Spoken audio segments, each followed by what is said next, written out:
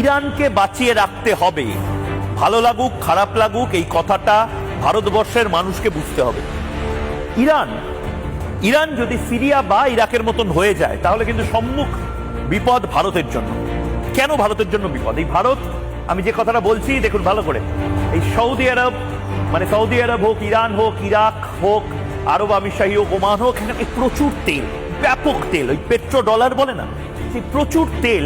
এবং এই তেলটা সাধারণভাবে আসে হচ্ছে এই যে নির্দিষ্টভাবে হরমুজ প্রণালী, সেই হরমুজ প্রণালী দিয়ে, অর্থাৎ ঠিক এই জায়গাটা।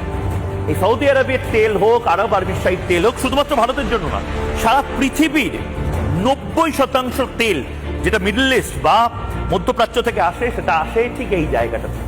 এটা একদম 35 কিলোমিটারের একটা ছোট্ট জায়গা, যে 35 কিলোমিটারের জায়গা দিয়ে জাহাজগুলো পাস করে। এবার ইরান এই জায়গাটা নিজেদের দখলে রয়েছে, কিন্তু ইরান এই জায়গাটা আটকে দিয়েছে, এখানে নিজেদের জাহাজ ঢুকিয়ে দিয়ে বলেছে কোনো জাহাজ মুভ করবে না।